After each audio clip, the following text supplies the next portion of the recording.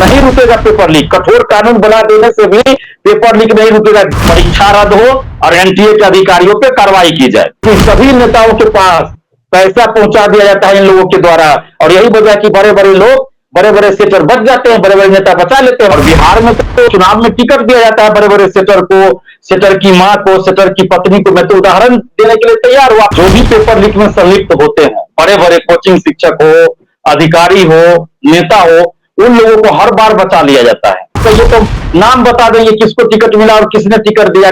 Ranjit John जो शिक्षा mafia और परीक्षा माफिया और सेटरों का डॉन है, बाप है, पिता है, जनक है, जो देश के जो तीसरी बार प्रधानमंत्री बने हैं ऐतिहासिक रूप से, तो क्या ये सिर्फ रिकॉर्ड बनाने के लिए बने हैं कि ऐतिहासिक रूप से तीसरी बार शपथ हम ले लिए? मतलब पेपर लीक पे कठोर कानून बना दीजिए, लेकिन जब कभी पेपर लीक हो तो मानवे नहीं कीजिए कि पेपर लीक हुआ है। लोकसभा चुनाव के जो रिजल्ट है वो भी 4 जून को आते हैं, वही नीट एग्जामिनेशन का जो रिजल्ट है वो भी 4 जून को आता है। क्या लगता है आप? नमस्कार, स्वागत है आपका देशराम न्यूज में और मैं आपके साथ राजनंदिनी। बता दूं आपको कि नीट एग्जामिनेशन को लेकर पूरे देश में हाहाकार मची हुई है। जिस तरीके से नीट एग्जामिनेशन का जो पेपर लीक हुआ है उसे देखकर छात्र जो है काफी गुस्से में नजर आ रहे हैं। आपको बता दें कि इस बार नीट एग्जामिनेशन में कुल 23 लाख बच्चे अपेयर किए थे और बात सिर्फ इस 23 लाख बच्चों की नहीं है, बात हर उस एक छात्र की है जो एग्जामिनेशन हॉल में बैठते हैं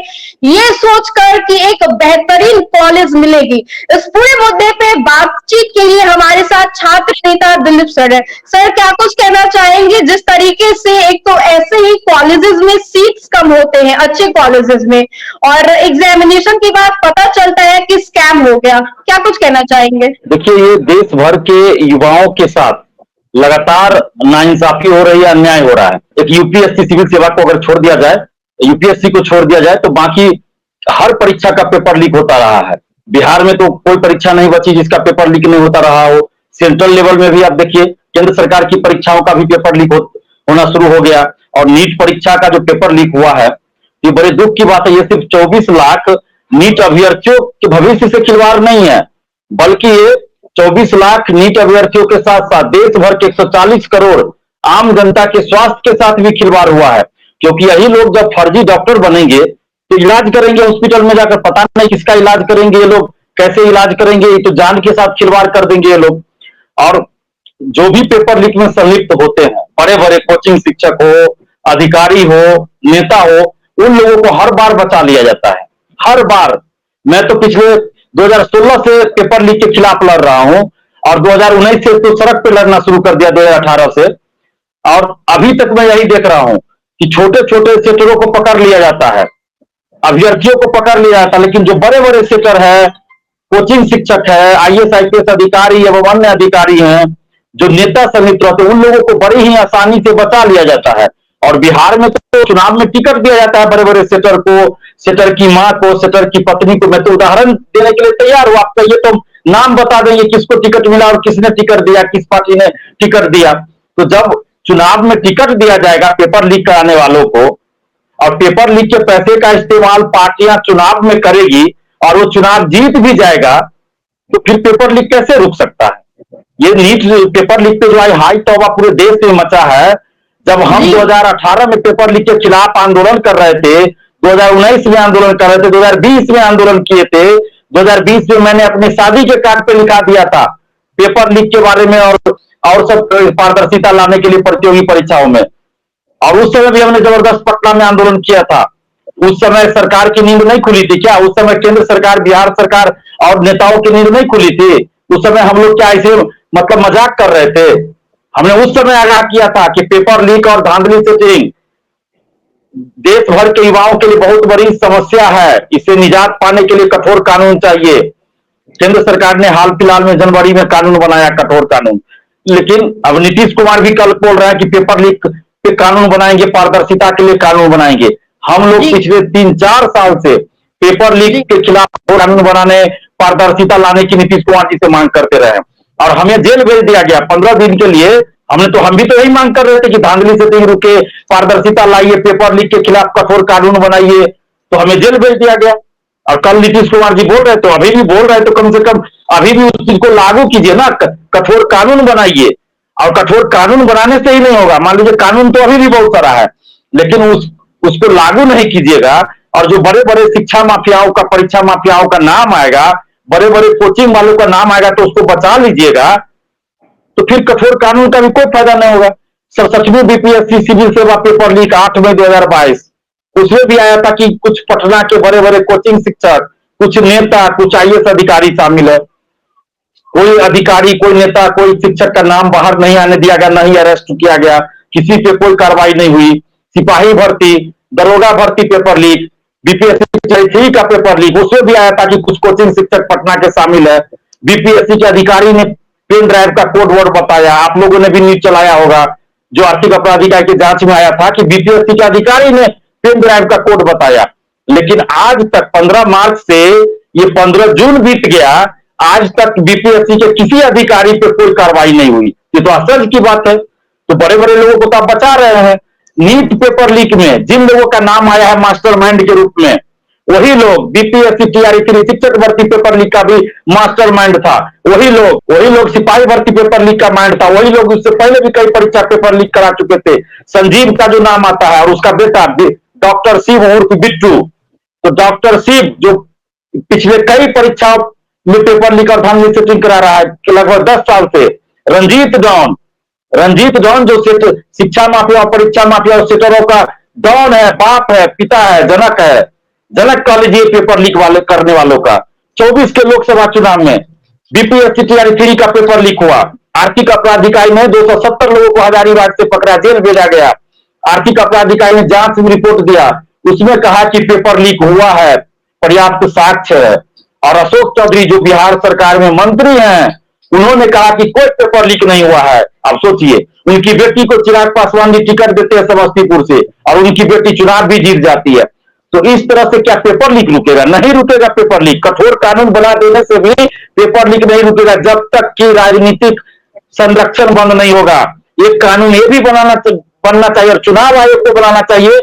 कानून बनाना तो देश का, ये लोकसभा का काम है, विधायिका का काम है, लेकिन चुनाव आयोग को भी एक आचार संहिता में ये भी शामिल करना चाहिए, चुनाव आचार संहिता में। और देश के प्रधानमंत्री को एक कानून भी बनाना चाहिए, लोकसभा से पारित करना चाहिए कि जो भी पार्टी किसी भी पेपर लीक, धांधली सेटिंग कराने वाले व्यक्ति को टिकट देता है या वैसे व्यक्तियों को बचाने का प्रयास करता है, उस पार्टी की जो चुनाव लड़ने का जो है, उस पार्टी की मान्यता समाप्त कर दी जाए।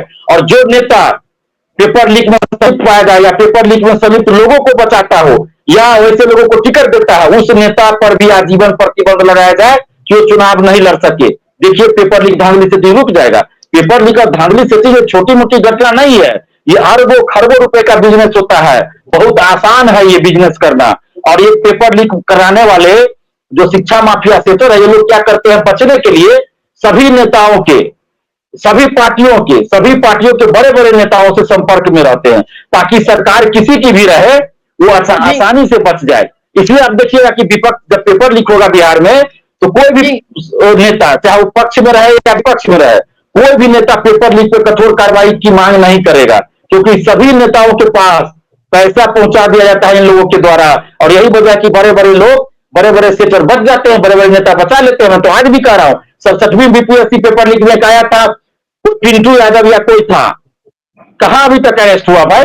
कहां अरेस्ट हुआ? डीएसपी रंजीत रजक को गिरफ्तार किया गया। उसको पहले 2012 या 13 में आर्थिक अपराध इकाई ने कहा था कि उसको ज्वाइन नहीं कराइए। जीतन राम मांझी जी मुख्यमंत्री थे, उन्होंने ज्वाइन करा दिया, डीएसपी बना दिया। क्यों जीतन राम मांझी जी ने उनको डीएसपी बनाया? जब उनको आर्थिक अपराध इकाई ने कहा था कि इसको कहीं ज्वाइन नहीं कराइए, ये पेपर लीक में, तो डीएसपी रंजीत को अपने डीएसपी बना दिया उसको जीतन राम मांझी जी ने। तारकिशोर प्रसाद जी जब उप मुख्यमंत्री थे, उन्होंने डीएसपी रंजीत रजक के पेट्रोल पंप का उद्घाटन किया। बीपीएससी ऑफिस के अंदर से वो मार्कशीट बाहर ले जाकर रंगवाया गया, मेंस की कॉपियां बाहर ले जाकर लिखवाई गई। लेकिन आज तक आर्थिक अपराध इकाई ने भी ऐसा कहा है, जांच में खुलासा हुआ, लेकिन आज तक किसी अधिकारी, किसी कर्मचारी पर बीपीएससी ऑफिस के अंदर कोई कार्रवाई नहीं हुई। अमरिंदर कुमार जो बीपीएससी के परीक्षा नियंत्रक हुआ करते थे, उन्हीं के समय से पेपर लीक और धांधली सेटिंग का खेल बीपीएससी के अंदर शुरू हुआ। कुछ आईएएस, कुछ आईपीएस अधिकारियों से मिलकर ये अमरिंदर कुमार साठगांठ करके और ये काम करते थे। उसको जब हम लोगों ने हटाने का मांग किया, तो यही नीतीश कुमार जी है। लखीसराय का डीएम बना दिए थे अमरेंद्र कुमार को। बड़े बड़े शिक्षा माफिया को अब बीएसएससी का मेंबर बना रहे हैं। वही अमरेंद्र कुमार बीपीएससी ऑफिस के अंदर आवास बनाकर रहते थे। आज तक कहीं नहीं आपने सुना होगा कि जिस आदमी पे आरोप लग रहा है पेपर लीक का, धांधली सेटिंग का, वो आदमी बीपीएससी संवैधानिक संस्था उसके अंदर ओएमआर सीट और जो मेंस की कॉपियां रखी जाती है, गोपनीय दस्तावेज रखे जाते हैं, उस रूम के बगल में आवास बनाकर रह रहा है। तो कैसे पेपर लीक धांधली सेटिंग रुकेगा? ये सिर्फ कठोर कानून बना देने से नहीं रुकेगा, बल्कि ईमानदारी दिखानी पड़ेगी सरकार को, दृढ़ इच्छा शक्ति दिखानी पड़ेगी केंद्र सरकार को भी और राज्य सरकारों को भी, और खासकर बिहार सरकार को, तब जाकर पेपर लीक रुकेगा। ये देखिए, नीट तो किसी एक वर्ग की बात नहीं है, ये सभी गरीब अमीर सभी की बात है, ये सभी जाति धर्म की बात है। क्यों? क्योंकि आज न कल सभी को अस्पताल में जाकर इलाज कराना ही पड़ता है। और ये जो डॉक्टर बनेंगे फर्जी डॉक्टर, तो ये कैसे इलाज करेंगे? क्या पता जो लोग पेपर लीक करा रहे हैं, जो लोग पेपर लीक करने वालों को बचा रहे हैं, भगवान न करे ऐसे लोगों का इलाज यही फर्जी डॉक्टर करे, तब पता चलेगा इन लोगों को कि पेपर लीक और ये सब कितना खतरनाक काम था। तो मोदी जी को हम कहना चाहते हैं, नरेंद्र मोदी जी को, जो देश के जो तीसरी बार प्रधानमंत्री बने हैं ऐतिहासिक रूप से, तो क्या ये सिर्फ रिकॉर्ड बनाने के लिए बने हैं कि ऐतिहासिक रूप से तीसरी बार शपथ हम ले लिए और युवाओं के लिए कोई काम नहीं, सिर्फ भाषण देने से हो जाएगा, परीक्षा पे चर्चा करने से हो जाएगा? मोदी जी, कभी पेपर लीक पे भी चर्चा कर लीजिए। और पेपर लीक पे आपने कानून बनाया और अभी पेपर लीक हुआ तो आप जांच ही नहीं करवा रहे हैं। मतलब पेपर लीक पे आप कठोर कानून बना दीजिए, लेकिन जब कभी पेपर लीक हो तो मान्य नहीं कीजिए कि पेपर लीक हुआ है, कोई जांच ही नहीं करवाए, तो क्या कानून का होगा भाई? एनटीए जांच नहीं करवा रही है, केंद्र सरकार को जांच करवाना चाहिए। पेपर लीक का सीबीआई जांच करवा ले केंद्र सरकार, और जो भी दोषी है उसको कठोर कानूनी सजा दे, आजीवन कारावास दे, जो अभ्यर्थी है उसको 10 साल के लिए प्रतिबंधित कर दे, कोई परीक्षा नहीं दे सके। कोई जॉब में अगर है, उसके बाद सेटिंग का काम कर रहा है, पेपर लीक का काम, उसको जॉब से बर्खास्त करे, उसकी सारी संपत्ति जब, अभी तो बहुत सारे चैनल पे दिखाया जा रहा है ना, जो पेपर लीक में संलिप्त पाया गया है, उस सबका मकान देखिए, भवन देखिए, बंगला देखिए, उस सबका बड़ा बड़ा अपार्टमेंट, आलीशान बंगला बनाया, तो क्यों नहीं सरकार उसको जब्त करती है? जब्त कर ले, उसमें लाइब्रेरी खोल दे या कोई और चीज का काम में लगा दे, उसको अस्पताल खोल दे, कुछ भी कर दे, लेकिन उसकी संपत्ति को जब्त करे। जब तक कठोर कानून नहीं, कठोर कानून बनाने के साथ साथ कठोरता के साथ लागू करना भी होगा, और सबसे अधिक जरूरी है राजनीतिक संरक्षण बंद करना। राजनीतिक संरक्षण जब तक बंद नहीं होगा तब तक पेपर लीक धांधली सेटिंग नहीं रुकेगी। और मैं आज फिर कह रहा हूं, ये पेपर लीक ना तो पहली घटना है न ही अंतिम घटना है। ये अंतिम घटना तब होगी जब हमारी सरकारें, केंद्र सरकार हो, बिहार सरकार हो या अन्य राज्य सरकार, ईमानदारी से काम करेगी और हमारे नेता पेपर लीक करने वाले, कराने वालों को टिकट देना बंद करेंगे, तभी जाकर। और ये हमारे जो चिराग पासवान जी है, ये लगातार ऐसे लोगों को टिकट देते हैं। ये सबको पता है कि टिकट कैसे आप दे रहे हैं, क्या करके टिकट दे रहे हैं। ये ज्यादा दिन खेल नहीं चलेगा। सबसे पहले राजनीतिक संरक्षण बंद हो। जी बिल्कुल सर, एक सवाल होगा आपसे कि इधर लोकसभा चुनाव के जो रिजल्ट है वो भी 4 जून को आते हैं, वही नीट एग्जामिनेशन का जो रिजल्ट है वो भी 4 जून को आता है। क्या लगता है आपको कि ये जो का हुआ है उस पे पर्दा डालने के लिए ऐसा किया गया है, ताकि लोगों का अटेंशन बस न्यूज चैनल पे हो, लोकसभा चुनाव के रिजल्ट पे हो, ना ही उस बात पे हो जो बच्चे एक एग्जाम के लिए 14-15 घंटे पढ़ाई करते हैं? जी बिल्कुल, ये पेपर लीक और धांधली सेटिंग को छुपाने के लिए ही 4 जून को नीट यूजी का रिजल्ट घोषित किया, क्योंकि पहले से था 14 जून को रिजल्ट आना था। 14 जून को रिजल्ट आना था, आप 10 दिन पहले कैसे रिजल्ट दे दिए? यहाँ तो डेट दे दिया जाता है, उसके बाद रिजल्ट आता है। उससे पहले आपने 14 से पहले आप 4 जून को दे देते हैं, 10 दिन पहले। और उस दिन अगर यही था तो आप 3 जून को दे देते या 5 जून को देते, आप पे कोई सवाल वैसा खड़ा नहीं होता। लेकिन आपने, एनटीए ने जानबूझकर 4 जून का डेट इसलिए चुना रिजल्ट के लिए, क्योंकि 4 जून को पूरे देश की नजर, मीडिया की नजर, आम जनता की नजर, सभी की नजर लोकसभा चुनाव के परिणाम पर था। और उसी दिन शाम में 4-5 बजे रिजल्ट घोषित किया जाता है, ताकि इसकी खबर ही ना कहीं चले और धांधली सेटिंग को छुपाया जा सके। आप देखिए ना, नीट में आप देखिए कि 720 में 720 मार्क्स आ गया। अभी इससे पहले 2-3 लोगों को आता था, लेकिन 67 अभ्यर्थियों को 720 में 720 मार्क्स आ गया। कैसे आ गया भाई? और एक हरियाणा के एक ही सेंटर से 8 अभ्यर्थी पास किए हैं, जिसको 720 में 720 है, और उसका रोल नंबर सीरियली है। परीक्षा से कुछ दिन पहले पोर्टल खोला गया फॉर्म भरने के लिए। किसको फायदा पहुंचाने के लिए आपने फॉर्म भरवाया दोबारा भाई? जबकि कोई मांग नहीं थी कहीं से, अभ्यर्थियों ने कहीं से कोई मांग नहीं किया था कि फॉर्म भरने की तिथि बढ़ाई जाए या एक दिन के लिए विंडो खोला जाए। इसके बाद भी एनटीए ने एक दिन के लिए विंडो खोला, तो जाहिर सी बात है पैसा लेकर कुछ लोगों को फायदा पहुंचाने के लिए विंडो खोला गया होगा, और वैसे लोगों का सेंटर एक जगह दिया होगा ताकि उन लोगों को आसानी से सेंटर मैनेज करके उसको चीटिंग कराकर क्वेश्चन आंसर देकर पास कराया जा सके। जैसे आ रहा है गुजरात का सेंटर का कि 1,000 किलोमीटर दूर था सेंटर। आप सोचिए कोई 1,000 किलोमीटर दूर सेंटर क्यों देगा, तो सेंटर पे मैनेज था, वहां भी एक शिक्षक के पास से 2,75,00,000 या कितना का चेक मिला है, और भी कई दस्तावेज मिले, एडमिट कार्ड मिला है। और उसके बाद 5 मई को जब परीक्षा हुई उस दिन पेपर लीक था, पटना पुलिस ने 13 लोगों को अरेस्ट किया था, अभी भी पूछताछ चल रही है, आज भी पूछताछ चल रही है। 9 अभ्यर्थियों को बुलाकर आज भी पूछताछ ईओयू ऑफिस में चल रही है, और ईओयू ने तो खुलासा किया है, पटना पुलिस ने भी खुलासा किया कि जो प्रश्न पत्र और आंसर मिला था अभ्यर्थियों के पास से वही मैच कर गया। तो ये तो एनटीए एक भी सवाल का जवाब नहीं दे रहा, न ईओयू को जांच में सहयोग कर रहा है, न कोई जानकारी दिया ईओयू को। तो इसका मतलब एनटीए के अधिकारी इसमें शामिल है।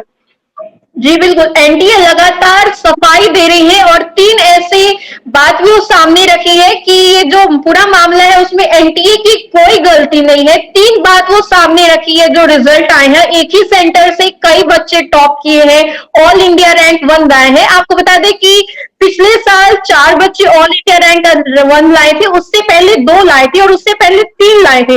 लेकिन इस बार देखा जा रहा है, कहा जा रहा था पेपर इजी है, लेकिन एक्चुअली जब बच्चों से बातें की गई तो वो लोग बोल रहे हैं पेपर हार्ड था। एनटीए इस बात को इनकार कर रही है।